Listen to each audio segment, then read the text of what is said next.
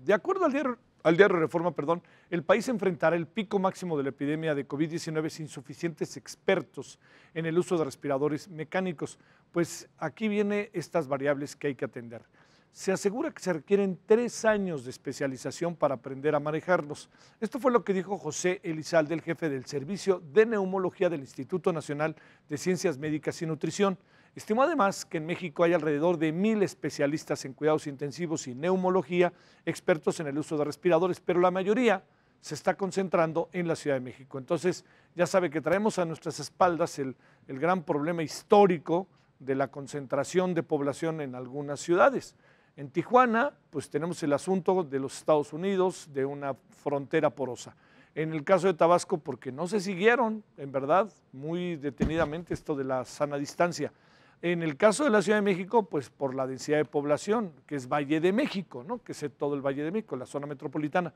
Pero lo que está llamando la atención estos días, bueno, Quintana Roo también por el tema del turismo, pero lo que está llamando poderosamente la atención estos días, ¿sabe cuál es el caso de Morelos?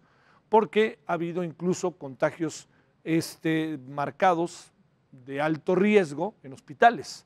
Entonces ahí hay que estar muy atentos porque la densidad de población no es alta, pero se están concentrando muchos casos y empieza a aparecer ya de manera muy marcada en el mapa de la revisión diaria de coronavirus y por lo tanto de afectación a hombres y mujeres del Estado.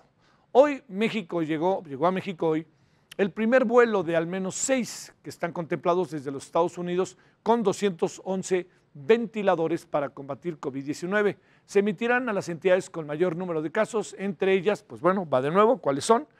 Baja California, Quintana Roo, Tabasco, Estado de México y la capital.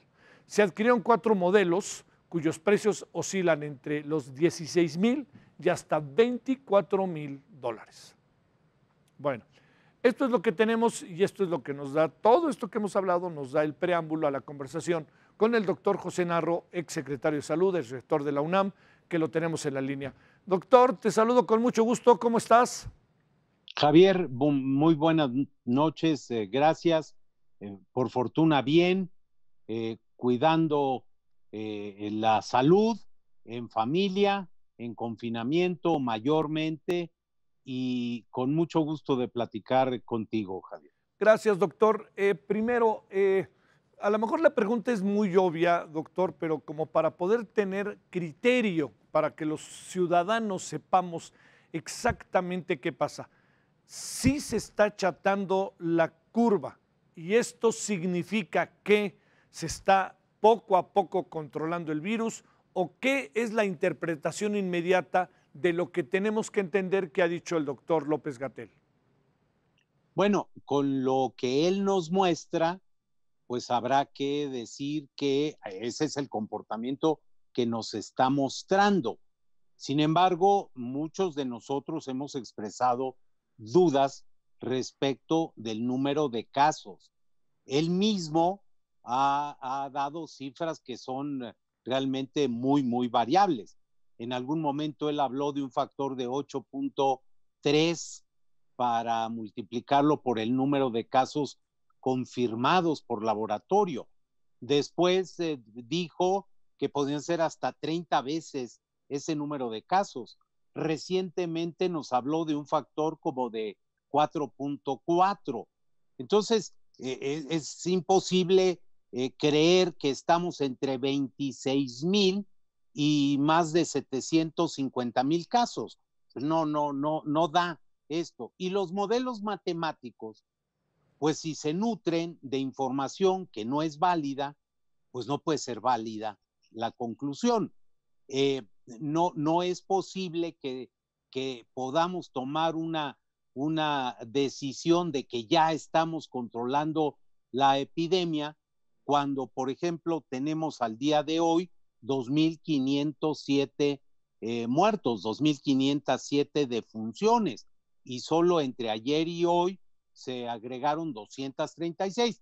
Se me puede decir, por supuesto, que se trata de casos graves que desde hace algunos días estaban hospitalizados. Pero yo simplemente quiero decir, estamos en muy pocos días prácticamente duplicando el número. Mañana con altas posibilidades llegaremos a duplicar el número de defunciones que se registraron en la pandemia de influenza. Y hay muchos otros datos que se pueden utilizar con la información o derivados de la información oficial, Javier, Sí. que nos dejan con muchísimas dudas de cuál es la realidad del número de contagios, de infecciones por este virus, por esta enfermedad COVID-19. ¿Qué quiere decir? O sea, digamos, achatar significa, a ver, ¿qué significa achatar? Te diría, doctor Narro, ahora sí que con peras y manzanas. ¿Quiere decir que están siendo menos los casos o que los casos van a ser muchos, pero los vamos a tener en un periodo de largo plazo y lo estamos logrando controlar ahorita para que la gente no entre o no entremos eventualmente a un hospital? Claro. Lo que quisiera decir esa interpretación, que por supuesto todos queremos que eso suceda, por lo menos yo soy uno de los que quieren que eso pase.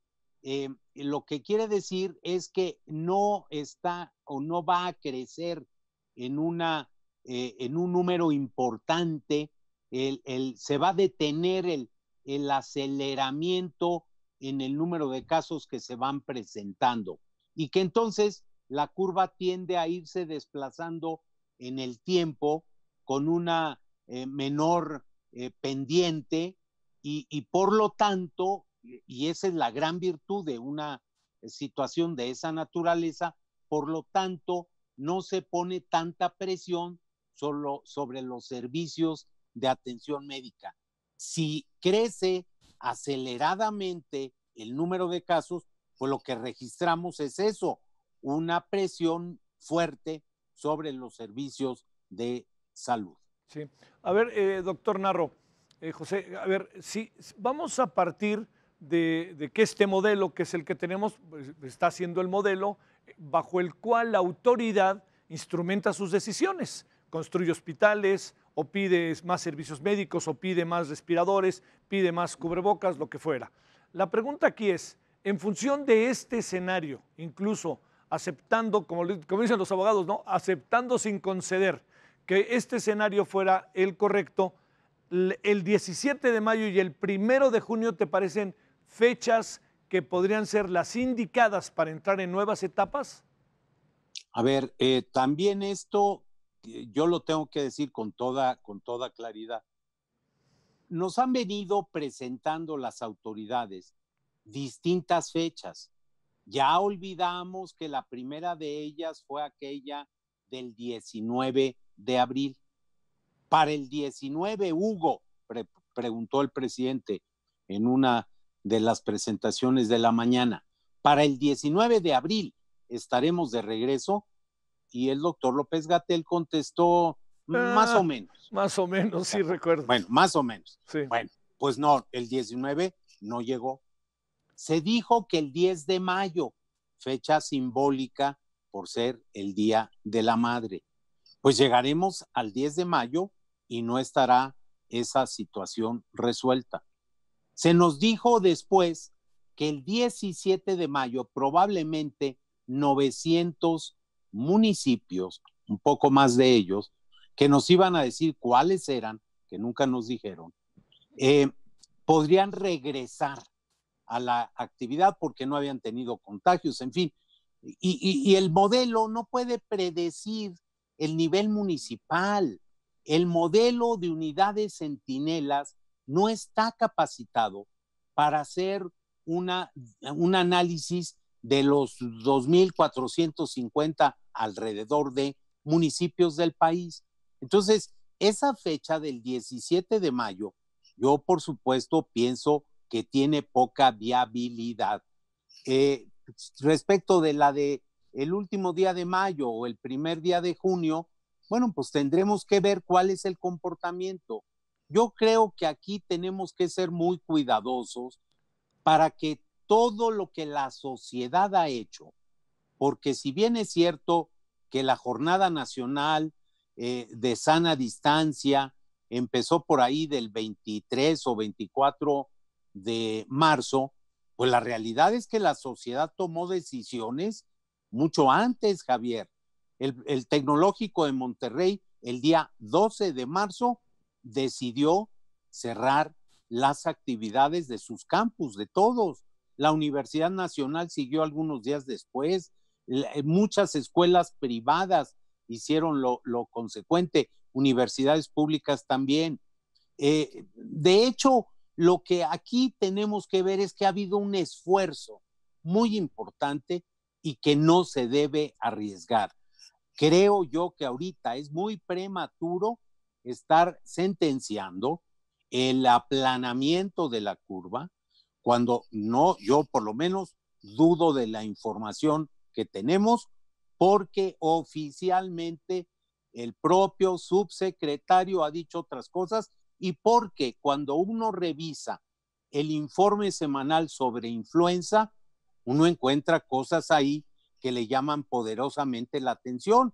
Un crecimiento espectacular en las últimas 4 semanas del número de casos probables de influenza, que por supuesto pues no es influenza, no ha crecido, ya va de salida la enfermedad y sin embargo tenemos más de 40 o alrededor de 44,000 casos probables adicionales. Esos son casos de COVID, hasta no demostrar lo contrario, o por lo menos en su inmensa mayoría. Son casos de infecciones respiratorias agudas graves que seguramente por no hacer las pruebas, porque ese es el problema en el que nos metió el subsecretario, no haber querido hacer las pruebas que se requerían, que recomendaba la Organización Mundial de la Salud, que recomendaba cualquier situación de manejo y control de una epidemia, de una enfermedad nueva que no conocíamos y que hubiera sido indispensable que se practicaran las pruebas. Todavía a estas alturas tenemos menos de una prueba por cada 1,000 habitantes. Estamos a la cola de los países y eso es lo que a mí me lleva a decir, es muy difícil hacer predicciones con mala información y es muy difícil tomar buenas decisiones con pésima información. A ver, 2 asuntos finales, doctor Narro. Perdón, ahora sí que mi desconocimiento. Ahora sí que le pregunto al doctor. ¿Estamos en ese periodo en donde neumonía atípica es coronavirus? Porque hemos visto muchas actas de defunción que le ponen a la gente se murió por neumonía atípica. ¿Son dos cosas diferentes o acaba siendo lo mismo o una es el previo de la otra o ante qué estamos? No, una neumonía atípica, una neumonía comunitaria, una neumonía viral, porque hay muchas formas de definir o de clasificar la causa de la muerte de un paciente que tiene una neumonía. A veces se pueden hacer todas las pruebas y entonces se puede identificar que fue un virus, Sí. un coronavirus, o que fue la influenza, o que fue una bacteria. Y entonces se le pone el apellido. Cuando no se pueden tener las pruebas y solamente se sabe desde el punto de vista clínico o radiológico, por imágenes médicas, que se trata de una neumonía, se puede poner neumonía atípica. Insistimos desde hace muchas semanas, desde el mes de marzo, que no podrían o no deberían calificarse así, que si estamos en una pandemia de coronavirus 19, esas neumonías atípicas seguramente con alta posibilidad correspondían a coronavirus 19, a COVID-19.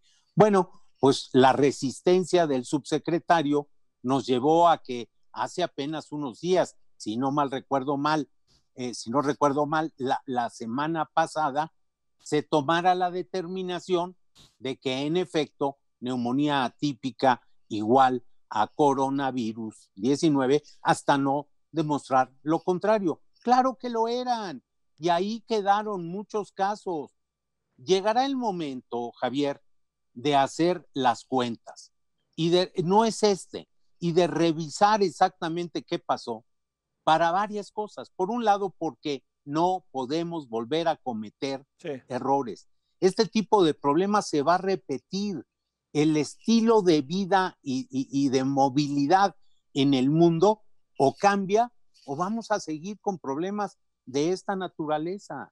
La afectación a la cadena de la vida, la movilidad, la globalidad, el estilo de vida hace que cambien muchas cosas. Bueno, pues lo vamos a tener que hacer para aprender las lecciones y lo tenemos que hacer sin soberbia, lo tenemos que hacer con conocimiento científico y lo tenemos que hacer.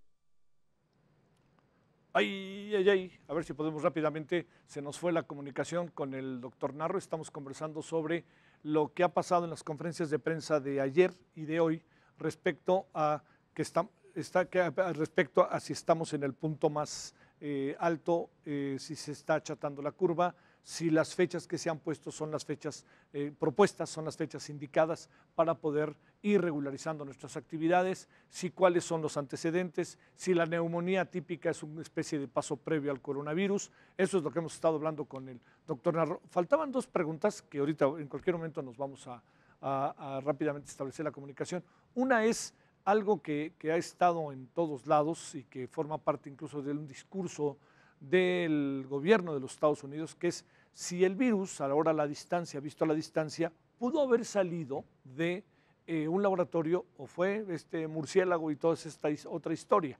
Y la otra parte es qué pensar de que estamos llegando al punto más alto.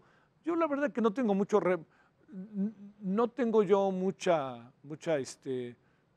atención respecto a que puede llegar al punto más alto mañana, que originalmente ya no es, sino será el 8, el viernes, porque creo que al fin y al cabo pues, está en una especie de rango, ¿no? A mí me parece que eso no es. Ahí la gran pregunta es si en este momento, esto que tenemos entre el 6 o el 8 de mayo, sí es la etapa precisa como para pensar que estamos llegando al punto más alto de los contagios en lo que corresponde al país y sobre todo pues en algunas comunidades. Pero hay cosas que dice el doctor Narro que son en verdad atendibles, en verdad atendibles, como esa que tiene que ver cómo vamos a saber lo que pasa en algunas comunidades, en algunos municipios. Entonces de eso, bueno, ¿vamos a poder regresar o no?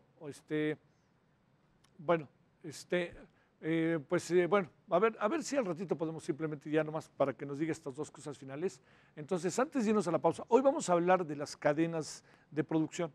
A ver, ¿qué pasa con los transportes, todos estos que llevan los transportes, y qué pasa con las tiendas de autoservicio?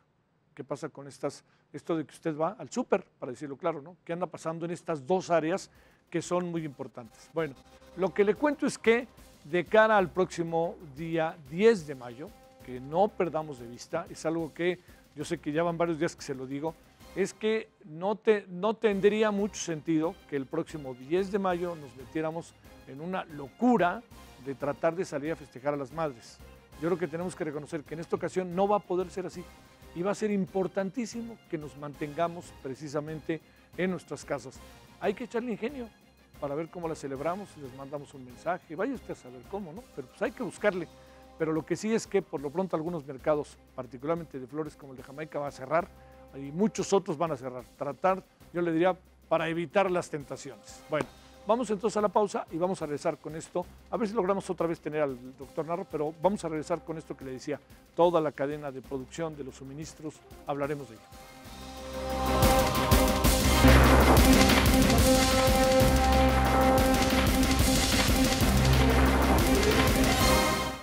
Bueno, ya podemos regresar con el doctor Narro para cerrar esta conversación, ya será telefónica, pero doctor, gracias que sigues por ahí. Dos asuntos finales. Primero, sí, señor.